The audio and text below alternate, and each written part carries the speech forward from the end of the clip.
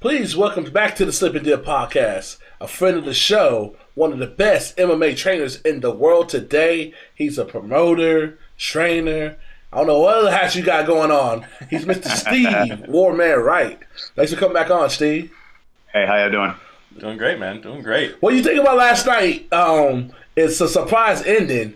What I took out of it is that's what happens. This is when you got two great strikers. We knew somebody was going to get their lights put out. But at the same time, you know me, I'm always looking at things from a technical aspect. That show you how great Anthony Pettis could be if he knew how to cut off a cage. Because he slowed the fight down by doing what he did and took that angle to get him out of there. Imagine if he was cutting off the cage instead of chasing him the whole damn fight. What he could have really done.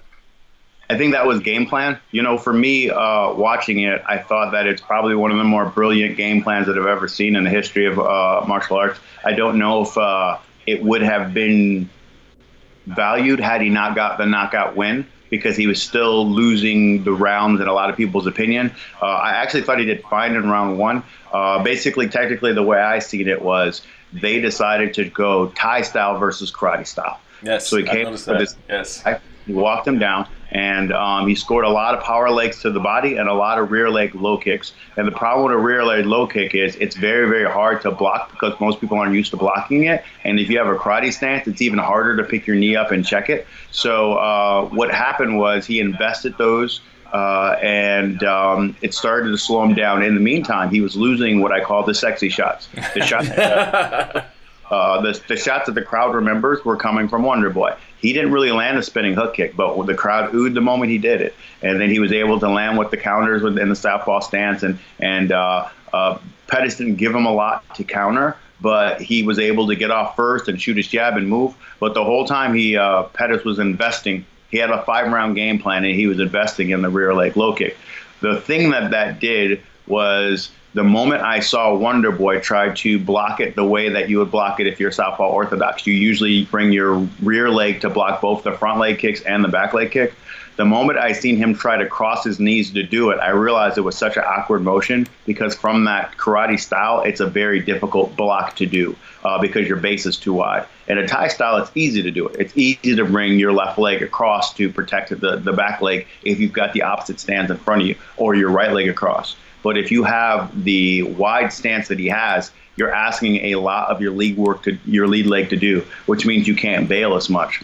So I knew that he had that hurt. And once he had it hurt, Wonderboy changed. All of a sudden, in the second half of the second round, Wonderboy started boxing way more. Less kicks, way more boxing, which meant that if this was the goal, Pettis accomplished, you can't bail now when I strike. Like, you can't go backwards. You're worried about that leg. Every time I throw a kick, you're trying to block. You're no longer trying to step out of the way, which is a win, because Wonderboy is really, really difficult to deal with when he goes left and right and in and out.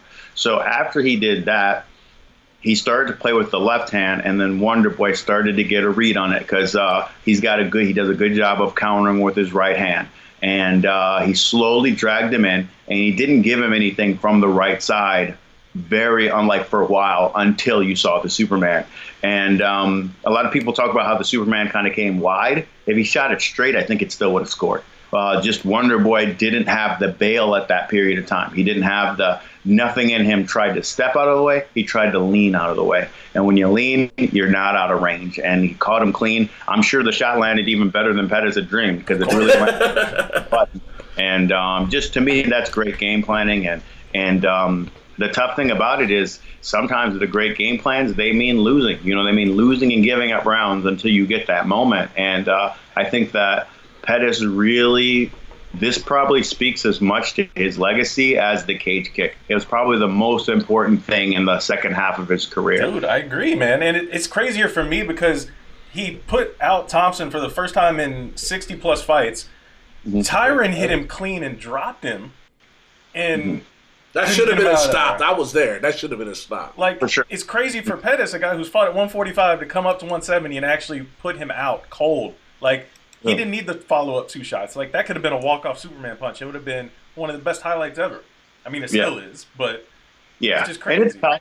There's no way you can predict that sort of thing. And it's just, that's the game. Right shot, right time. This fight really does have the feel of kind of when Wonderboy beat us, when Wonderboy beat Johnny. It was like, okay, now let's pay attention to this guy in this weight class. That was the big win, and the way the win happened. Now people are going to forget what happened the 2 rounds before, that there was lead up and then he took some shots to get to that. The only thing that people are going to talk about is the KO finish. That's just the nature of this game. So shout out to Pettis. And I told you guys this before, when I got into the sport in Minnesota, Duke Rufus did kickboxing shows in our area. So he gave me my first opportunity to get fights. And then I moved out there and I trained with him for a while, and Pettis was there, and I got to train and work with Pettis like when he was 18 years old. He was already business savvy at that age. Like he ran a Taekwondo gym when he was like 18 or 19 years old. So for me to see him go there and make the decisions that he has, and I think he's done well with his money. I believe he's a millionaire. So like he's done well. But at this period of time, people are starting to think, okay, you've lost 6 of your last 9. You're taking a big step up. The main event's got the biggest underdog on the card, which is rare, unless, of course, you've got like a champion that's an alpha and somebody who probably didn't deserve the shot. It's rare that he put on a great show, and I couldn't have been happier for the guy. Really, really cool. Do you think people don't look at like facts in the MMA game? Because like what you just said, the big alpha that's fighting against somebody shouldn't get a shot. Like I think it's crazy that John Jones and Anthony Smith fight was not the biggest odds wise the biggest mismatch, because if there's somebody that can beat John Jones, I guarantee you he don't got double figure losses. I don't know who he is, but I know what he don't got. Or just like Pettis, great performance. One of the best of his career, if not the best of his career. But at the end of the day, he cannot make a run at 170 when he can't wrestle. He in the wrong division not to know how to wrestle. He don't want them problems. But it's right opponent, right time. Let's just say hypothetically Colby gets injured. I bet you if I was Kamaru and I work with Kamaru, I'm gonna say Kamaru, call out Pettis. Like and Pettis would accept it in a heartbeat. You know what I'm saying? Like he doesn't turn down any fights. And he truly believes that Kamaru is going to walk him down and he's going to run Kamaru into a Superman or something. He truly believes it. And he should. Like this, or if he goes to his back, he's going to just play off his back until he gets a sub. Yes. He believes it. But in the end, it means that he would have fought for the title, 3 different weight classes. 4 times, won the title, defended it once, lost once. So that'd be the 4th time that he was in a title. That's a lot of money, he's got, kid, and, girlfriend and all that stuff they've taken care of. And I remember the video when he bought his mama house, like that kind of stuff, it's worth it to him. So a big win puts you right there. And he's still Pettis, he still has a name in this sport. His name's bigger than Colby's name. So if Colby goes out, I would consider that over the other contenders if I was Kamaru. You got to consider it. No offense to those guys. They're putting in work. But when you're the champion, there's a reason why the UFC and Woodley kind of had that back and forth, because Woodley was conscious of, I want to get the right kind of guy to keep me champion for as long as I can. And unfortunately, those guys didn't want to fight him back. He didn't want to fight him back. The Diaz's didn't want to fight him back. But his mentality was right. Like, I want to keep this belt. I want to keep cashing in these checks. So if you are right, he is going to struggle with the wrestlers in the division. He would struggle with the strikers in the division who decided to wrestle him, because they really are bigger and stronger than he is. They ain't making 45. So, I really think that the win means so much in terms of what he can do financially for himself. But, time will tell what direction he goes in. But I'll just tell you this. It's good to be Anthony Pettis today. I'll tell you that. Yeah, no doubt, man. So let's switch gears a little bit here, because let's talk about a guy that we just had on the show right before you, and that is one Mohammed Usman. So what do you think about his progression, man? Because I watched his last fight, and he looked a lot like Kamaru out there, just getting in on guys' legs and just putting that forward pressure, not letting him breathe. So what do you think about his progressions as he's only, 5 fights in now to his career, 6 fights? Yeah. So, blessed to work with him and his brother, but I really think that Mo's his own self. He's his own guy. He's got good pop in his hands, but we got to get into a spot where he lets it go a little bit more. This fight, he was able to score the right hand, and the other fights we didn't get to use it because we kept taking people down and beating them. He does have a pretty savvy submission game when it comes to going after limbs, like shoulder locks. Excuse me, I'd say I won't call the shoulder a limb, but limbs as opposed to chokes. I mean, he does a good job when he gets a hold of things. Key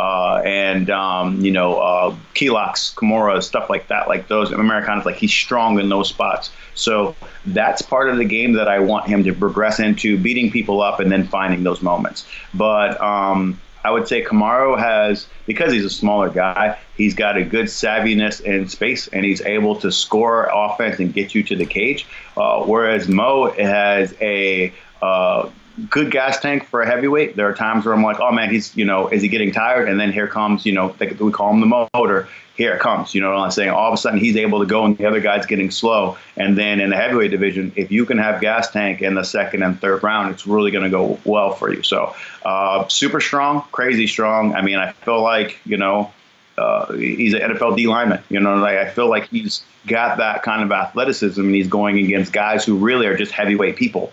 So my favorite thing about this last fight was that it wasn't easy for us. His opponent, from the opening bell, dropped his posture, put his butt away. He did not want to give up the takedown. So we had to work to get it. And when you get to the highest level, they ain't giving that stuff up. You got to earn this. And I like that we didn't get it. I like that he had to play with tools on the feet. He could play with even more. I think we could have let our hands go and scored a stoppage, but we were sticking to the original game plan. So I'm excited about Mo's future. I do think that he has UFC potential, to get to the highest level. And, it's just about getting better, though. Everything every day is a opportunity for him to grow. And shout out to him. And just my favorite moment as a coach, this goes beyond the sport.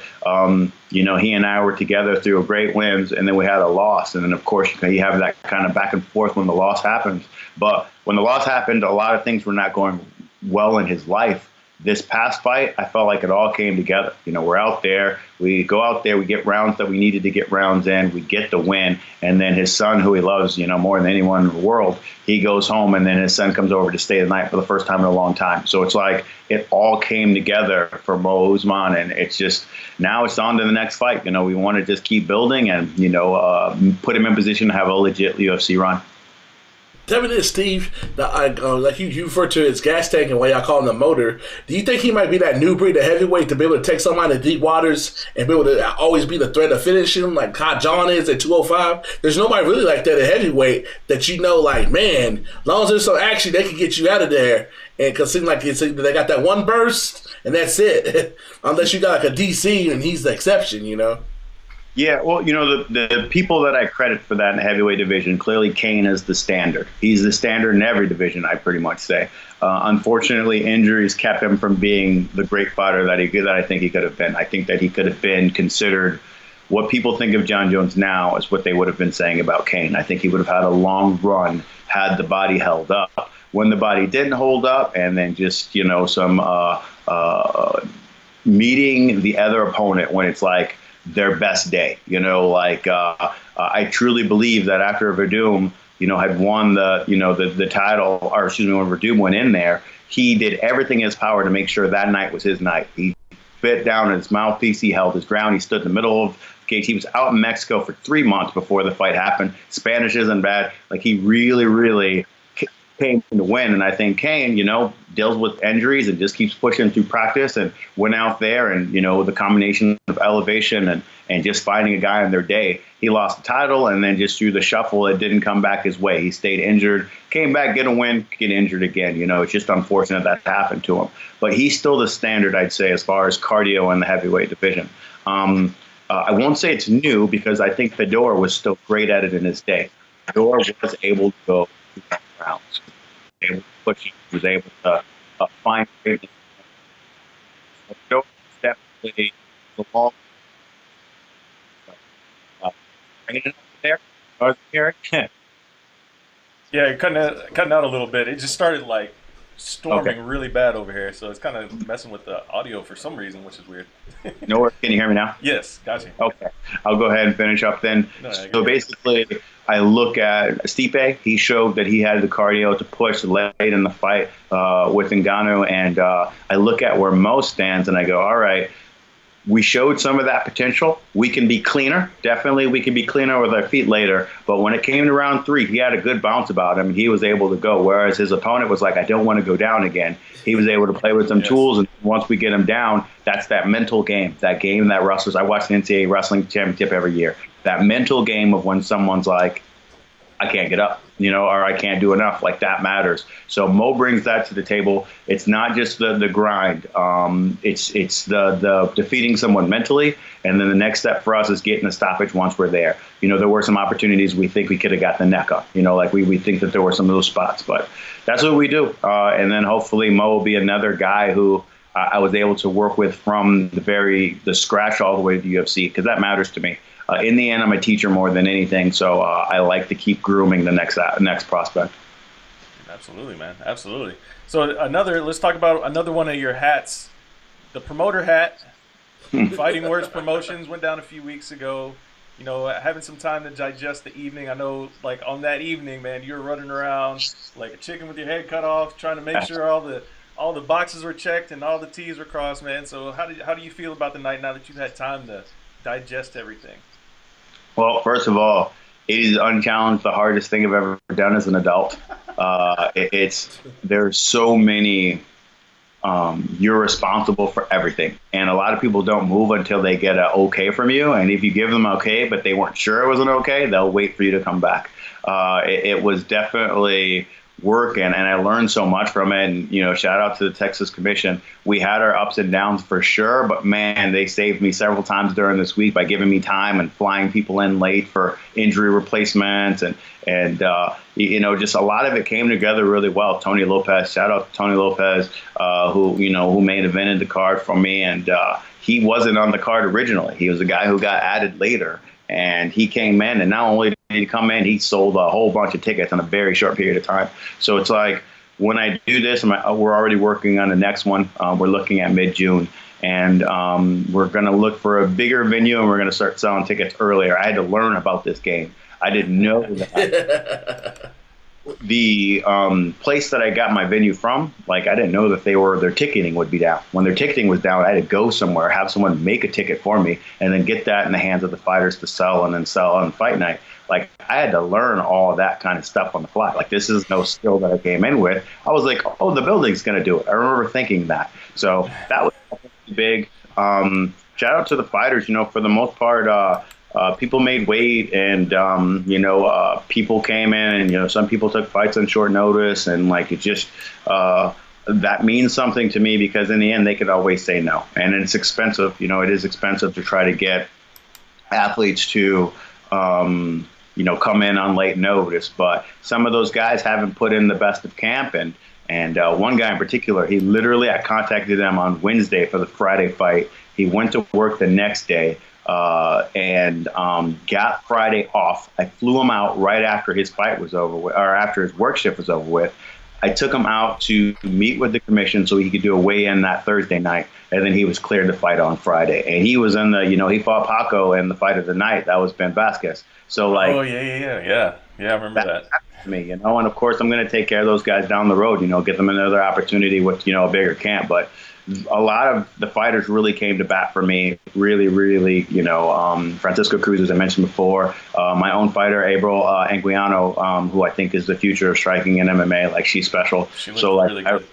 I really think that those athletes came together and made the show possible for me. And then, of course, my business partner, Hunter Parks, he and I having a conversation about this card, and then watching it come together that night, because we had a decent amount of people there. We weren't sure how it was going to be. So we're excited about it, and hopefully more to come.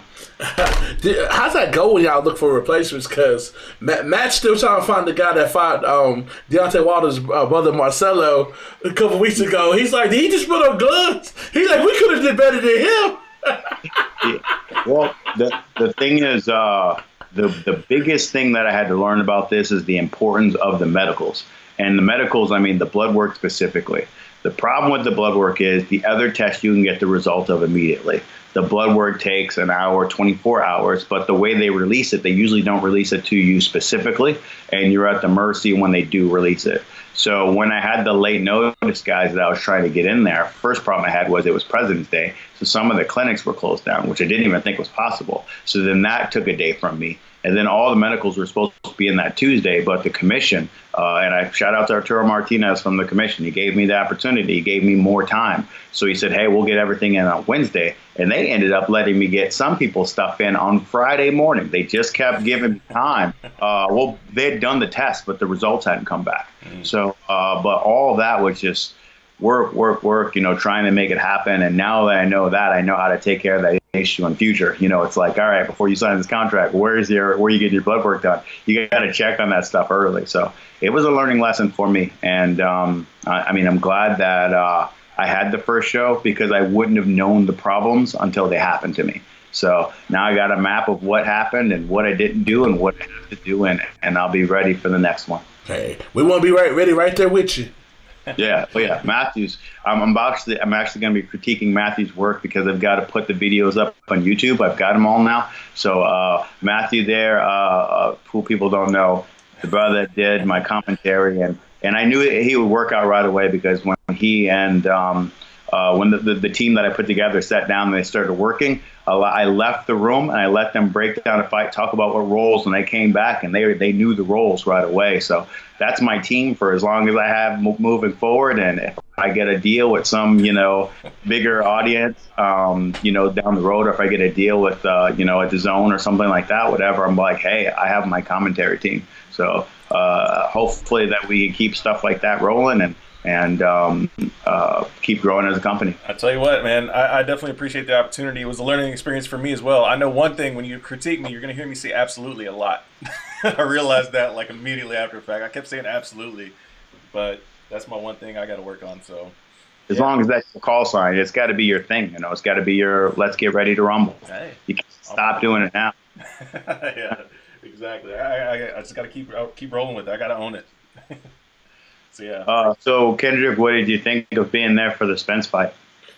It was cool seeing Vegas in my own backyard, because I've seen a fight there, but not with the local flavor. And it's funny because the hardcore boxing people, man, Mikey's going out draw Earl. I'm like, y'all don't know Ken Folks from Dallas. They're gonna show up and show out on Saturday night, and that's what happened. All the locals that were in Team Spence showed up on Saturday night. Mikey fans were there from the Grand Arrivals to the weigh-ins. Tim Garcia, Viva la Raza. And then Earl threw them combinations and used that size to wear down Mikey to shut all that down. Well, first, as far as the show goes, what a brilliant job that they did. Fantastic. That was phenomenal. That was phenomenal. And the walkouts, just you got the local rapper. You got the Yellow Beezy, you like him? Oh, man. I'm old, so I don't know these cats, I know the song from the radio a little bit, but man, me, the thing that made it was just the fact that they had the black band come out dancing, and then he hit it, and then they came out, and Mikey had, the Latin dancers and the mariachi band. It's spectacle. It is the greatest thing. And, the UFC, they've only visited it a couple times. Yeah, I was at McGregor now. McGregor and Mendez. Mendez and Murray. I was there. So we had the card. Cody Pfister won the first fight that night. And that came out. I remember thinking to myself, that was special. That was special to watch. And you want your main event to feel that way, because I really didn't like that Garcia and Spence was a pay-per-view, but I did like that they were putting it in the venue that they put it in, and they made such a big deal out of it. But then when I saw all the lights go out and all the phones go up and the walkout, and I was like, this is how it's done. And boxing got, if you look at, some of those Klitschko fights, Klitschko and Hay, same thing. Like the before, you're like, this is more than just sport. This is spectacle, and that's what we want for everything. So definitely shout out to them. I went to Fury and Wilder, and that was actually better than what I thought it was going to be, because he had the guy to see when. I think it's Jacob. Let's see. He had that guy come out. They had the little dun. They had the real dancers from the video. Yeah. And they had his WBC belt came from the top of Staples Center in a case, and they dropped it down before he came down. And then Tyson Fury, he gained weight possibly because he came to some European hip hop, but he got midway to the ramp. I don't know if he did this, was it scripted? He goes back and gets the crowd to get hyped, and then he came back out and took his time. I like that was G. And that's it. That's what we want from sports. So spectacle, that they really did it big. I really, really loved that. So, but as far as game plan goes, again, I love the thought process of what goes into winning fights. And my favorite thing about that fight was for Mikey and them to take the fight, they were confident in something. They were seeing something in him that they could time. And if they could score the timing of it, they could probably score something that would hurt him. Because I know they knew it would be difficult to win rounds on him. But if they could hurt him and put him down a couple times, it would change the complexity of it. But the good thing that James did, Derek James and Spence did, in every single Errol Spence fight, he digs to the body with his lead hand, the right hand to the body. He didn't throw one shot to the body with his lead hand until the 6th round. He only threw wide with the left hand to the body or double jab or upstairs. If that was one of the things that they were looking to time, he didn't give it to him. Yeah. And sometimes what happens in fights, you win the battle by not giving them what they're looking for. And I think that was a great job of them to not use it early so that he couldn't score it. Go ahead and beat him up for a little bit. Let's get in the clinch a couple times. Let's go ahead and let's go ahead and wear on him a little bit. And then I think after that, after the job, I watched the fight. I guess there were maybe 2 rounds that I would have given. First, I didn't give him any rounds. Then I watched it again the other day. I was like, I think round 2 would have been the round that I would have given. That's the only one. That's the only one I scored for him. But like outside of that, I felt it was one-way traffic, as my homeboy says. So like, I really thought that it was a great game plan to just stick. And the jab, of course, when you got that orthodox southpaw, sometimes the jab doesn't snap as smooth there. But that's what they work. They work those single shots and getting the most on those single shots. And then after he had broken him down, then he could dig to the body a little bit more. Then he didn't care that Mikey was trying to counter with him. He'd won the game by not giving Mikey what he was looking for early in the fight. He didn't give him a 2 and then watch his work. He just popped everything high. He shot the 2 high, or he whipped it wide to the body behind the elbow, and he didn't give him the counter shot. It's like they knew the game plan that they were going to try to attack with, and then didn't give it to him. Just walked around saying, all right, keep looking for that shot, and then take these. And that's one of the genius things about Mayweather. A lot of people don't understand that. It's not so much the hit and not get hit. It's when he understands what you want to do, and he doesn't give you that. And that's the hard thing. Rigondeaux and Donaire, perfect example. In that fight, people thought that Donaire is really, really good at countering over the top of your hook hand, and Donaire, the orthodox, are the I think he was an orthodox stance when he scored his own knockdown, but I believe Guillermo was southpaw, of course, throughout the whole fight, like most Cubans are. And in that fight, he didn't give him, Guillermo didn't give him the jab to punch over. Didn't give him a hook to punch over. He just gave him straight shots of movement, straight shots. And when he did throw it, it was a 1-2. So if you're trying to counter behind a smooth 1-2, you're going to get touched. And he played the game and he outboxed him clean for the whole fight, except for the moment where he got knocked down.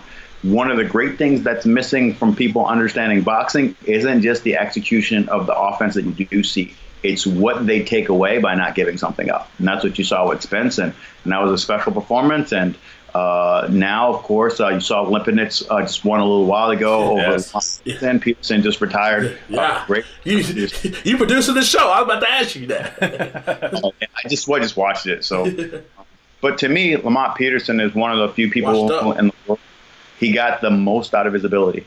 I really thought his brother Anthony would have a better career than he did. He was more fast twitch. He had more movement, more suddenness, more of that kind of Adrian Broner, Mayweather type of fast twitch. His brother showed me more, whereas Lamont Peterson was like this workman guy who just knew how to score the right offense, didn't have any KO pop at all, but he could just keep grinding and keep pushing.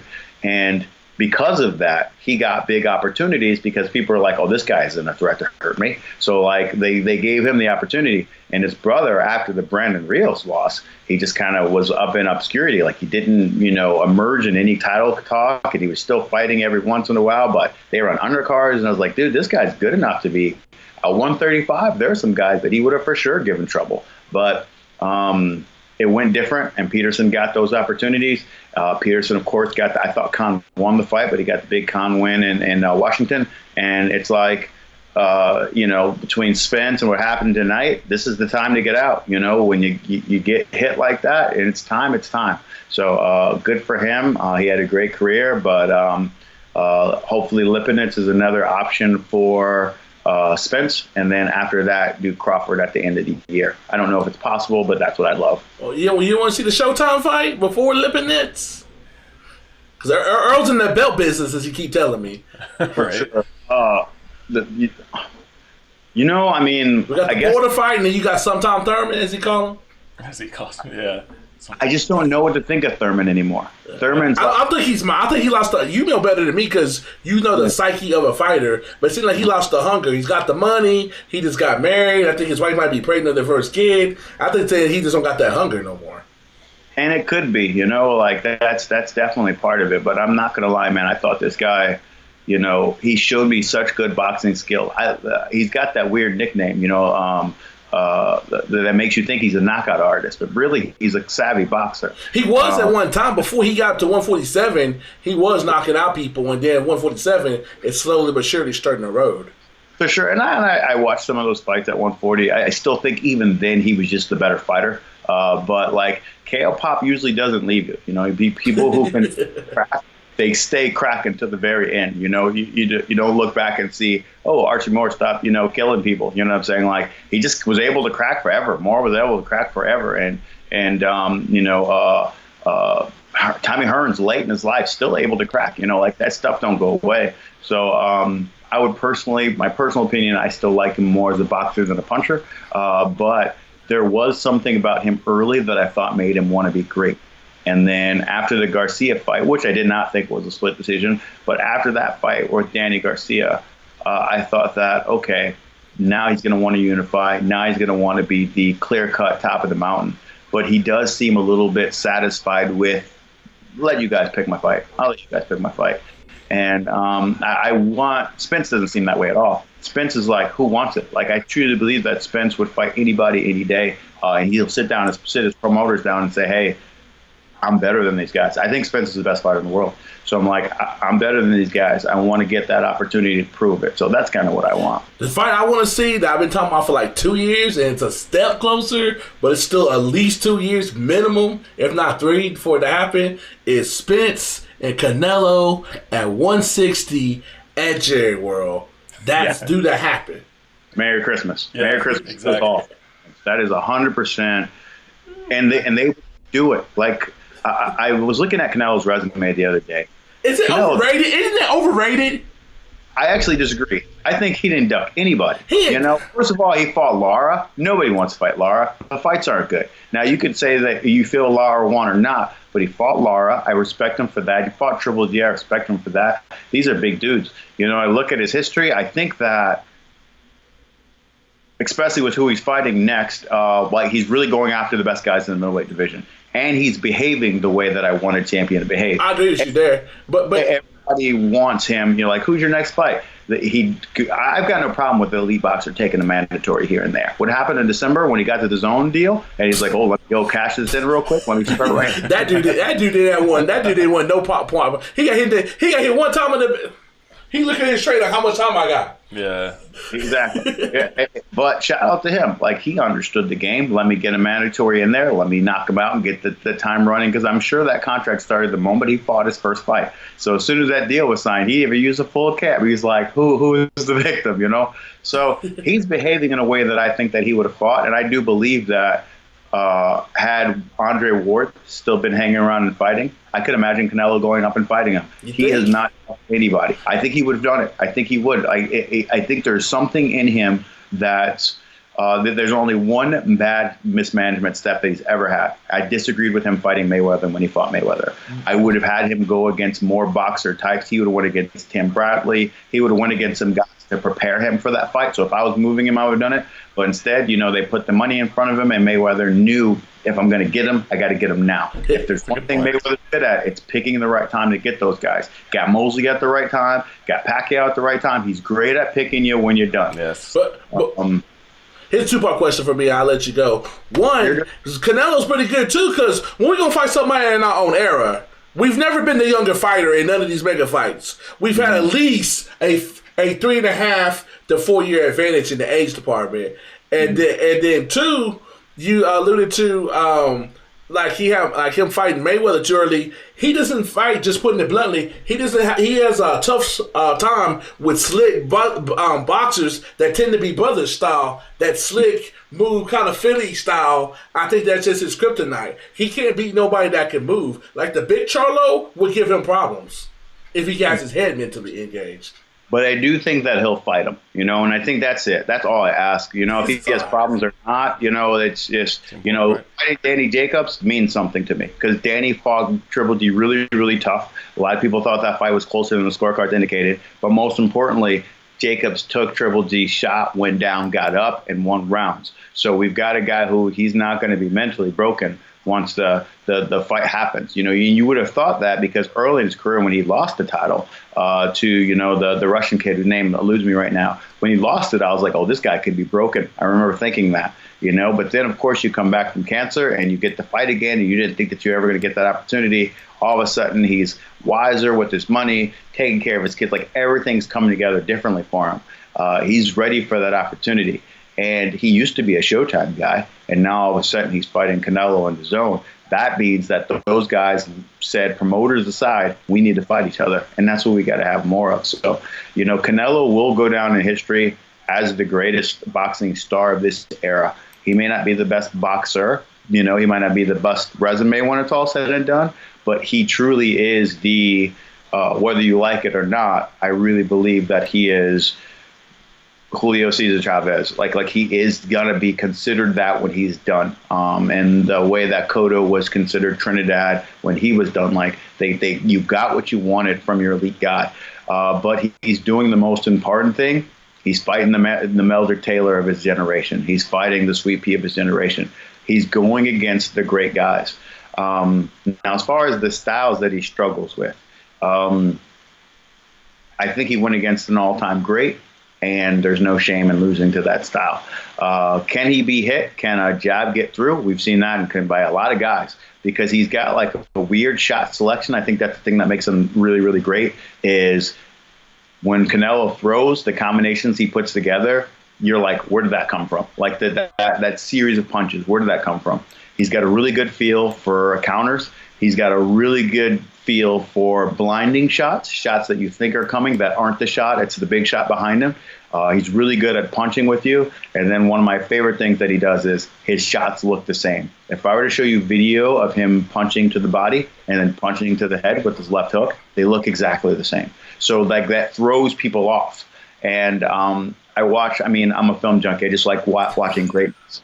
I watched Details the other day with Peyton Manning, and he's breaking down Deshaun. I love those shows. I need an MMA version, man. I thought DC was bringing us one because he said he was working on something special with Kobe. And I thought that's what we were getting. Maybe they still are. I don't know. I'm going to hit up Kobe because I want to do that show. But anyways, like the way that he does that it is just brilliant. Like Manning's breaking down a fight, and then after Manning's done with it, he shows himself practicing it.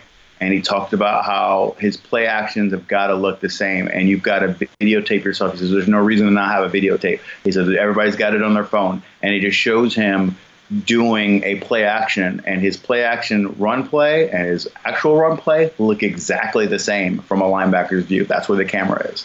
So it's like there's no lie, like it looks the same.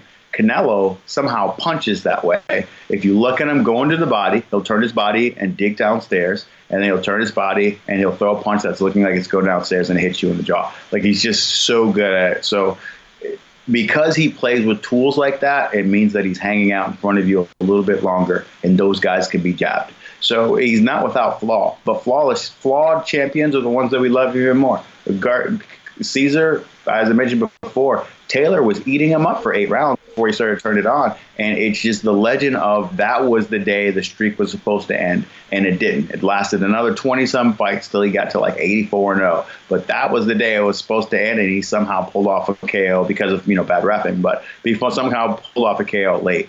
I think Canelo has that appeal, and no matter what, he's fighting the level of guy that's going to make him great. Like that's just it. So he's doing everything I ask of him. Errol Spence is doing everything I ask of him. Just go out there and fight the best, That's what it ended the show. Sting traded everybody, he said. Exactly. I don't know, but I think that shows you've been in these dudes fight camp. I mean, once you've been doing it for a little while, that's just kind of how the eye is. So, I mean, I wasn't joking. I will hit up them about being on the detail show because I love doing stuff like that. I love. That'd be amazing, man. They need one for MMA. But I love doing stuff like that, and I love that kind of breakdown. And there's a reason why I really like, some of the fighters that they've had doing commentary for the UFC. Those guys know their stuff lately, And if there's one thing that I'll say, Goldberg did a really good job of like giving you the feel of KOs and that kind of action, whatever. But he didn't know the sport like the guys who they're using now know the sport, like just the ins and outs. So, it's fun seeing those guys do that. So I think it's just going to help everyone's overall knowledge if we get more shows like that out there. So it should be a lot of fun. For sure, man. Yeah, I can't wait to see how they take it, man. I am enjoying Trevor Whitman's work, even though they are depriving us of the corner audio. They have Trevor Whitman coming in and telling us what they just said in the corner instead of just letting us hear it. But it is odd. Yeah, I mean, it's still nice. But they let us do it with Dean when he told Dean, like, to me, you that was pay-per-view. But when he told Tyron, to me, you see how good a trainer is when things ain't going right. And like, yeah, we like Dean on a personal level, but I want that guy in my corner. He wouldn't BSing him. Everything he said, just to give him a chance, he should have done. He tried it in the 4th round, and then that minute last, and then he went back to being back on his back and accepting position. Well, I told you guys game plan wise, you didn't tell us no game plan. You said you couldn't tell us that. Okay. Well, let me put it this way. Right. When we did our film breakdown, I predicted even that part of the fight. Like game plan wise, like when I sat down and I gave Kamaru, this is what I'm seeing. So in the 2 weeks that he was here, that we worked, and of course, shout out to him and shout out to Henry Hooft. He's been in this game for so long, and he's had so many guys fight for that crown. And finally, he got someone to wear the strap, and it's tough. And he's right. Kamaru was all wrestler in the beginning. And I remember he and I would joke about Kamaru's kicks because he had a weird kick about him in the beginning. They had like a weird motion to it. But like he just kept plugging away, and he kept getting better. But the best thing for him is he was getting better and winning. So if you got some losses, it slows down the path in which you can get to the UFC title. And of course, I'm sure you guys heard that, he had the fractured foot and all that stuff going into the fight. But he's right. Like, I remember when he called and he told me that, and he's like, hey, man, my foot's fractured, but whatever, you're going to go do it on Saturday. And I was like, your foot's fractured? What I'm saying? Like, it's not something small, but at the same time, he's right. You don't know if you're going to get that call again. And, we thought when we gave Robbie the rematch, for sure they were going to do the 3rd one. And I remember Dana even saying, he's like, hey, maybe we can do the 3rd one in Dallas in March. So I'm like, all right, cool. We're going to get a shot right back to get the title right back. And we don't have to wait that long. But we never got it. Never got that opportunity again. So it's like when you're in that spot and you have those injuries, just like we had the injury going into the first Robbie fight, we just had to deal. You just got to shut up and just do your best on that fight night. So, but yeah, there's no part of that fight that I didn't feel ready for. I felt like I'd seen enough of Woodley's tendencies, and I felt like I'd heard his corner talk to him enough. And I was like, I feel like if we have success at this period of time, this is what his corner is going to say. And if he doesn't have the offensive success he's looking for early in the part of the round, I think you've got a really good chance to push it. But in the end, it comes down to the athlete, and it comes down to execution. And all of us coaches are the same. No one's hitting us on fight night for the most part. So the fighters got to go out there and make it happen. And the reason why Kamaru Usman's champion of the world is because of Kamaru Usman. So true, man. So true. Strong way to end the show, man. Thanks for coming back on once again. We always appreciate your time, giving us the real deal breakdowns of stuff, man. You look at things at a different level than we do, so we definitely appreciate your insight.